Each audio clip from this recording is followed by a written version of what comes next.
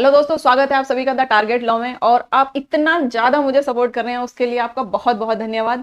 और इसी तरीके से आप मुझे सपोर्ट करते रहिए ताकि मैं भी आपसे प्रेरित हो सकूं और आपके लिए अच्छी अच्छी जो भी जानकारी है एग्जाम से रिलेटेड तो मैं भी आपको देती रहूं और आपको मोटिवेट भी करती रहूं। ठीक है, तो आज हम बात करने वाले हैं फॉरेस्ट गार्ड के सिलेबस के बारे में, कट ऑफ के बारे में, और फाइनली हमें स्ट्रेटेजी क्या फॉलो करनी है। कट ऑफ उसका लास्ट में क्या रहा था उसके बारे में डिस्कशन करेंगे। और अभी जो हमारा ये एग्जाम होगा 21 अगस्त को, इसमें हमें क्या स्ट्रेटेजी फॉलो करनी है या इस एग्जाम का क्या कट ऑफ रहने वाला है, क्या उम्मीद है, वो सभी के बारे में डिटेल में डिस्कशन करेंगे। और दूसरी बात कि जो हमारा सिलेबस है, भाई मोटा मोटा सिलेबस तो आपको सबको पता ही है कि क्या क्या है, लेकिन उसको टॉपिक वाइज कैसे तैयार करना है वो भी मैं आपको बताने वाली हूँ। तो ध्यान से बस देखते रहिए। ये टेलीग्राम चैनल है, इसको आप ज्वाइन कर सकते हैं और चैनल को सब्सक्राइब, लाइक और शेयर करना बिल्कुल ना बिल्कुल नहीं भूलना है। अगर हम बात करें तो ये इसका ऑफिशियल नोटिफिकेशन है, इसमें क्लियरली लिखा हुआ है कि 2019 की वैकेंसी है, वन रक्षक और वन्य जीव रक्षक की है, सामान्य चयन प्रतियोगिता है, स्पेशल नहीं है। ठीक है, तो और इसके कितने हैं, 655 पद हैं इसके। और इसका मतलब फॉर्म वगैरह तो फिर ये तो खैर हमारे काम की बात नहीं है फिलहाल। अगर हम बात करेंगे भाई इसका एग्जाम की, तो इसका रिटन एग्जाम होगा आपका, फिर शारीरिक मानक परीक्षा होगी, फिर दक्षता परीक्षण होगा और फिर लास्ट में आपका मेडिकल होगा। ठीक है, डिटेल में बताऊंगी आपको वो पूरा कि कैसे कैसे होगा, उससे आप चिंतित मत होइए, बस आप सुनते रहिए, बने रहिए, बस ध्यान से देखते रहिए। ठीक है, तो अगर हम इसकी बात करें कि भाई इसमें जो हमारा सिलेबस है वो क्या क्या है, आप सभी को पता ही है कि रिटन एग्जाम होने वाला है इसमें। सबसे पहले तो जो हमारा रिटन एग्जाम होगा वो 200 नंबर का होगा हमारा। और जो इसमें जो हमारा सिलेबस है वो हमारा हिंदी आएगा, सामान्य जानकारी मतलब जी के जिसे हम बोल देते हैं, जीएस जी के, वो हो गया। और ये हमारा सामान्य बुद्धि परीक्षण रीजनिंग हो गया। और ये हमारा टोटल हमारा योग होगा। अगर हिंदी की बात करें तो हिंदी के हमारे 80 क्वेश्चन आएंगे, 80 मार्क्स के होंगे। और जो ये हमारा जीएस के हैं, जीके के हैं, ये हमारे 60 क्वेश्चन हैं, 60 मार्क्स के हैं। रीजनिंग के हमारे 60 क्वेश्चन, 60 मार्क्स के। टोटल ओवरऑल हमारे 200 क्वेश्चन हैं और 200 मार्क्स हैं। मतलब एक क्वेश्चन 1 नंबर का है हमारा। ठीक है, और इसका टाइम जो है हमारा वो 2.5 घंटे का है। अब भाई इसमें खास बात क्या है, इतना तो हमें पता ही है। अब आपको इसमें करना क्या है, कैसे कैसे आपको इसको प्रिपेयर करना है, क्या आपको पढ़ना है, उस बारे में बात करेंगे। दूसरी बात आपको ये ध्यान रखना है कि इसमें 1/4 का निगेटिव मार्किंग भी है। इसमें मतलब कि अगर आपके 4 क्वेश्चन आपके गलत होते हैं तो आपका जो एक सही वाला क्वेश्चन होगा वो भी आपका रॉन्ग हो जाएगा। ये आपको ध्यान रखना है। तो इसका मतलब आपको तुक्का नहीं लगाना है, आपको अपना मन की नहीं सुननी है, दिमाग की सुननी है। ठीक है, अगर हम बात करें कि भाई हिंदी में जैसे हमारे 80 क्वेश्चन हैं तो इसको हमें कैसे करना है, इसमें हमारा क्या क्या आएगा वो भी मैं फुल्ली हम डिटेल में देखो। इसमें लिखा है कि हिंदी जो आएगा वो भाषा का ज्ञान, समझ एवं लेखन योग्यता, मतलब कि इसमें आपका पत्र लेखन वगैरह सब आ गया। और दूसरा आपका अगर हिंदी में ज्ञान की इसमें ये बात करें तो इसमें हमारा साहित्यिक भी हो जाता है। और हमारा इसमें जो हमारी ग्रामर है, टोटल जो हमारा ग्रामर है, व्याकरण है, वो भी आ जाएगी इसमें। और दूसरा जो ज्ञान में तो हमारा साहित्य हो गया, मतलब कि जो राइटर होते हैं, राइटर की बुक्स वगैरह, उनकी जो लेखन है, उनका पोयम है या नाटक है या जो भी कुछ है, वो सभी आपको पता होना चाहिए किसी भी लेखक के बारे में। मतलब लेखक और पुस्तकें कहने का मतलब ये, और उनकी रचनाएं। और दूसरा हो गया हमारा ग्रामर, और फिर हो गया हमारा जो पत्र लेखन वगैरह होता है वो। और ये आपका इंटरमीडिएट का लेवल का पूछा जाएगा, मतलब जो आपने 12th तक का पूछा है, 12th तक में पढ़ा होगा वही आपका पूछा जाएगा। रही बात ये कि भाई एग्जाम में कह देते हैं 12th लेवल तक का आता नहीं है, ऐसा नहीं है। इसमें क्या है कि सभी तरीके के क्वेश्चंस रहते हैं। कुछ क्वेश्चन तो हमारे इजी रहते हैं, वो भी मैं आपको बताऊंगी कि पेपर का पैटर्न कैसे बनता है, वो भी मैं बताऊंगी। पहले आप सिलेबस के बारे में सुन लीजिए। अगर हम सामान्य जानकारी जीके के बारे में बात करें तो जीके का आपका एनवायरमेंटल हो गया, एनवायरमेंट हो गया। और दूसरा हमारे इसके जो सोशल इश्यूज हैं वो हो गए। और आपका जो करंट की जो इवेंट होते हैं वो हो गए, जो करंट अफेयर आपका होता है, समसामयिक घटनाएं या प्रतिदिन दृष्टिगोचर, मतलब वही हो गया आपका करंट अफेयर हो गया। और मतलब विशेष रूप से भारत से संबंधित ऐतिहासिक और भौगोलिक, मतलब जो भी आप अगर करंट में आप देख रहे हैं तो कुछ भी आपको क्या करना है, जैसे कोई स्कीम्स हो गई हैं या जितना भी इनोग्रेशन वगैरह होते हैं वो सभी आपको देखना है। जो यात्राएं होती हैं, कौन इंडिया में आ रहा है, कौन जा रहा है, वो सब भी आपको देखना है। गेम्स जरूर देखने हैं। और जो भी मतलब कुछ जैसे अभी हमारा ये 75वां जो हमारा ये महोत्सव चल रहा है, इसके बारे में भी आप पढ़ लेना थोड़ा सा। और दूसरा इसमें लिखा है वैज्ञानिक ज्ञान, एनवायरमेंट को तो जरूर देखना। जैसे एनवायरमेंट में मोस्टली हो गया हमारा स्वच्छता अभियान, इसको जरूर याद रखना। और स्वच्छता अभियान से अगर हम बात करें तो हमारा WHO कनेक्ट हो जाता है, या जैसे अभी हमारा कोविड चल रहा है उससे WHO कनेक्ट हो जाता है। तो आपका जो ये जीके वाला पोर्शन है इसको अच्छे से देख लेना आप। ऐसा नहीं है कि केवल लिमिटेड लेवल में पेपर अच्छे लेवल का आता है। आजकल चाहे कोई भी पेपर हो, वो सभी अच्छे लेवल के पेपर आते हैं। ऐसा नहीं है कि कुछ क्वेश्चन तो उसमें ऐसे रहते हैं ग्राउंड जीरो जीरो लेवल के रहते हैं, मतलब कि वो सभी को, अगर कोई कॉमन बुद्धि का यूज करेगा तो वो सभी उसको कर पाएंगे, थोड़ा सा अगर सिक्स सेंस लगाएगा। लेकिन कुछ क्वेश्चन ऐसे होते हैं कि जो उनको पढ़ेगा, जिसने तैयारी की होगी वही करके आएगा। और रही बात अगर आप करंट की बात करें तो करंट आपको अभी क्या चल रहा है, अगस्त चल गया, जुलाई सितंबर अगस्त, तो सितंबर तक का आपको करंट अफेयर पढ़ना है, लास्ट जुलाई से लेके, ये वाली जुलाई का नहीं, 6 महीने का नहीं, लास्ट 1 ईयर का आपको करंट अफेयर पढ़ना है। 1 ईयर के अंदर से कुछ भी पूछा जाता है। ऐसा नहीं है कि आपको 2-4 महीने का, 6 महीने का आपने पढ़ लिया वही हो गया। और कोई एक मैगजीन के भरोसे आपको नहीं रहना है, जहां से जो मिलता है वो आपको पढ़ना है। किसी एक मैगजीन के भरोसे रह जाओगे, किसी एक बुक के भरोसे रह जाओगे तो आपका बिल्कुल नहीं हो पाएगा करंट अफेयर कंप्लीट। तो जहां से भी आपको जो भी फैक्ट मिलता है वो आपको करंट अफेयर का तैयार कर लेना है, केवल इसी से रिलेटेड जितना भी मैंने आपको बताया है।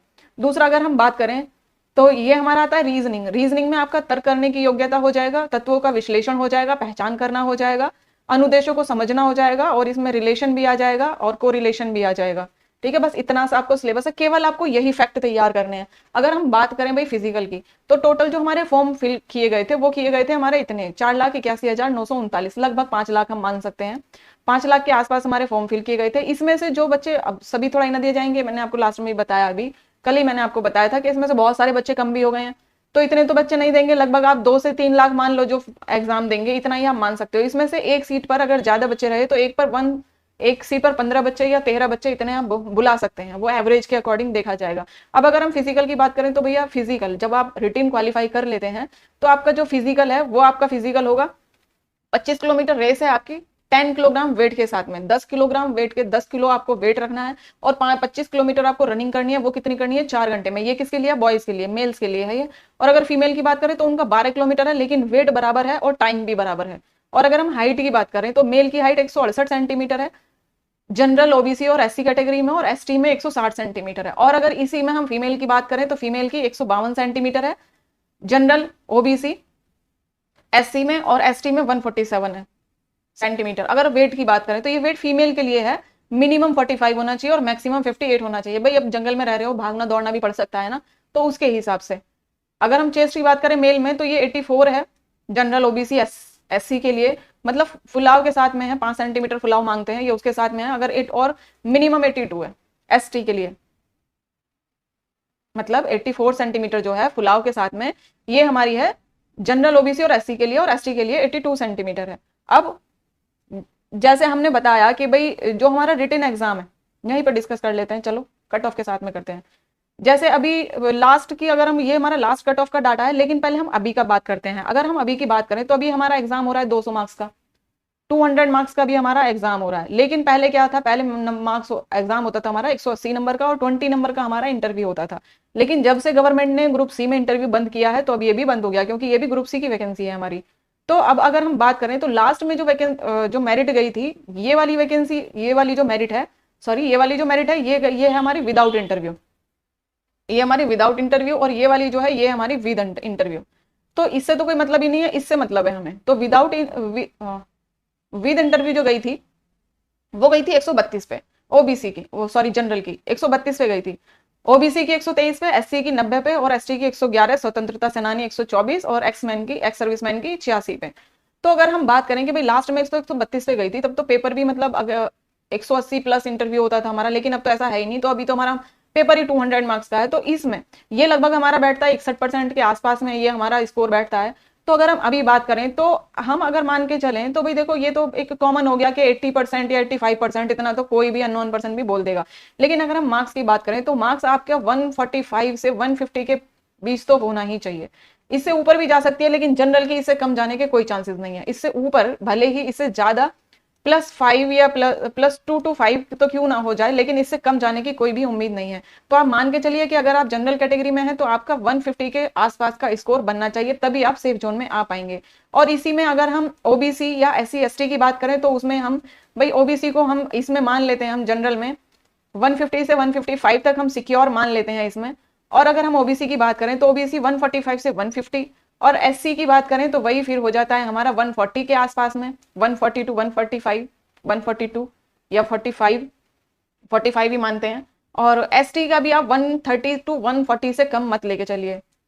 एसटी में अगर बात करें तो 135 टू 140 से कम नहीं लेके चलना है, ठीक है। तो आपको कड़ी मेहनत करनी है, क्योंकि इतना स्कोर आपका तभी बन पाएगा। बेशक आप अगर ये कहने लगे कि भाई इसमें तो नेगेटिव मार्किंग है तो इतनी हाई मेरिट बिल्कुल जाएगी, क्योंकि एग्जाम देने वाले कम हैं और सभी, और आप कुछ स्टूडेंट का ये है कि भाई हमारा 2 एग्जाम है, फॉरेस्ट गार्ड का भी है और हमारा ग्रुप डी का भी है, तो घबराने वाली क्या बात है भाई, आप तैयारी तो कर रहे हो ना, तो थोड़ी और मेहनत सही। एक दिन तो है नहीं ना, दोनों एग्जाम दोनों अलग अलग है, एक 17 में है, एक 21 में है, तो आपको घबराना क्या है। हम इसमें मेहनत कर रहे हैं, इसमें और कर रहे हैं, ये तो आपका बहुत ईजी है, इसमें तो मैथ भी नहीं है, आपको मैथ भी नहीं पढ़ना है। मैथ अगर पढ़ना होता है तो आपका ज्यादा टाइम जाता है, तो ये एक टेंशन नहीं है। रीजनिंग में कोई छोटा मोटा अगर क्वेश्चन दे दिया उन्होंने मैथ का तो बात एक अलग हो जाती है, लेकिन वैसे तो मैथ है ही नहीं ना। केवल अगर हम स्ट्रैटेजी की बात करें कि भाई हमें पढ़ना कैसे है, तो अगर हम बात करें कि भाई चल अगर हम यहीं पे बता देती हूँ अगर आपको, कि जैसे हमारा हिंदी है, लास्ट में ले चलते हैं।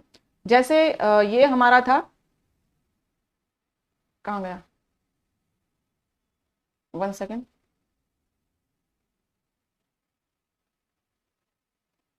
जैसे सॉरी, ये हमारा था हिंदी का, तो हिंदी में जैसे 80 क्वेश्चंस थे, तो आपको करना क्या है, 80 क्वेश्चंस हमारे ये हो गए और 60 क्वेश्चंस हमारे ये हो गए जीके के, रीजनिंग के हो गए 60। तो आपको फोकस कहाँ करना है भाई, हिंदी के मैक्सिमम क्वेश्चन सभी लोग कर लेंगे, ठीक है। तो ये तो आप छोड़ दो कि भाई यहाँ हम कुछ दूसरों से अलग कर पाएंगे, बिल्कुल नहीं कर पाएंगे। हिंदी के 80 क्वेश्चन मोस्टली सभी कर लेंगे, जीके में 60 में से लगभग 40% सभी कर लेंगे, सभी कर लेंगे। रीजनिंग में भी 60 में से 40% सभी कर लेंगे, इसमें भी चलो मान लेते हैं 80 में से 60% इसमें भी सभी लोग कर लेंगे। अब हमारा कितना हो जाता है, जो हमारा स्कोर होता है 60 + 40 + 40, ये हो जाता है हमारा 120 हो जाता है, नहीं 140, सॉरी 140 हो जाता है। तो इतना तो आप मान के चलिए कि लमसम अगर किसी ने थोड़ी सी भी तैयारी कोई कर रहा है तो वो इसको इतना तो वो कर ही लेगा। अब आपको दूसरों से आगे कैसे निकलना है, तो जो आपको पकड़ कहाँ बनानी है, सबसे पहले जो आपका ये रीजनिंग है, आपको रीजनिंग को कवर करना है। रीजनिंग हमारा टाइम ज्यादा लेता है भाई। सबसे पहले जब आप पेपर करेंगे तो आपको हिंदी और जीके करना है, लेकिन उसके बाद में आपको रीजनिंग देखना है। तो रीजनिंग का आपको ज्यादा से ज्यादा प्रैक्टिस सेट लगाना है। जितना आप प्रैक्टिस सेट लगा लोगे उतना ही आपकी स्पीड बन जाएगी और उतना ही ज्यादा आप इसमें अटेम्प्ट कर पाओगे। सबसे पहले आपको ये करना है, उसके बाद में आपको रीजनिंग करना है। रीजनिंग पेपर में सबसे पहले शुरुआत में बिल्कुल नहीं करना है, वरना आपका जो ये बाकी वाला पोर्शन है ये आपका रह जाएगा। तो सबसे पहले आपको हिंदी जीके में से करना है, जो भी आपको अच्छा लगेगा वो करना है। उसके बाद में आपको जीके रीजनिंग को पकड़ना है, और रीजनिंग में ज्यादा से ज्यादा आपको प्रैक्टिस करनी है। तो इसमें भी है, इसमें भी आपको डेली प्रैक्टिस सेट लगाने हैं। अभी आपका टाइम ही कितना बचा है, तो इस टाइम पे आपको प्रैक्टिस सेट ही लगाने हैं ज्यादा से ज्यादा। और रीजनिंग की बात करें तो रीजनिंग में आपको मतलब इतना स्पीड बना लेना है कि आपने क्वेश्चन देखा है और आपको आंसर उसका आगे आपको सॉल्व करने की जरूरत ही नहीं पड़ी है, तभी आप 2.5 घंटे में इतने क्वेश्चन कर पाएंगे। क्योंकि 60 क्वेश्चन रीजनिंग के बहुत ज्यादा टाइम ले जाएंगे, लगभग आप मान के चलिए कि 60 क्वेश्चन आपका 1 घंटा ले जाएंगे, इतना मान के चलिए आप। तो इसलिए इस पे आपको फोकस करना है। अगर आपने रीजनिंग पे फोकस कर लिया और आपने इसमें बेटर कर लिया तो आपको सिलेक्शन से कोई नहीं रोक सकता है, ठीक है। तो आप बस ध्यान रखिए अपना और कड़ी मेहनत के साथ में लग जाइए कि आपको एग्जाम क्वालिफाई करना है। अगर आप करेंगे तो आपको कोई भी नहीं रोक सकता है, ये आपका फैसला है। मतलब अगर आप खुद से कोशिश कर रहे हैं, तो खुद से आप इतना हार्ड वर्क कर रहे हैं, तो कोई कैसे रोक सकता है आपको। लोग कहते हैं कि इतना पढ़ो, इतना नहीं, जितना आपको सुटेबल हो उतना पढ़िए। बताऊंगी मैं आपको इसमें भी कि कितने टाइम आपको पढ़ना चाहिए, क्या क्या कितना आपको टाइम किसको देना चाहिए, उसके बारे में बताएंगे। लेकिन फिलहाल आज के लिए इतना ही। लेकिन बस मैं यहाँ यही कहूंगी कि सबसे पहले आपको क्या करना है, रीजनिंग पे आपका फोकस करना है। इसको आपको अपनी पकड़ बनानी है। अगर इस पे आपने पकड़ बना ली तो फिर आपको ये क्वालिफाई करने से कोई भी नहीं रोक सकता। यही आपको दूसरों से अलग करेगी, यही अगर आपको दूसरों से अलग करेगी। आपको सिलेक्शन लेना है तो इसमें आपको करना ही करना पड़ेगा, ठीक है। लग जाइए, आपको रोक कोई भी नहीं सकता है, ठीक है। ध्यान रखिए अपना। और बस लास्ट में मैं यही कहूंगी, चैनल को लाइक, सब्सक्राइब और शेयर करना बिल्कुल ना भूलें। Okay, bye bye.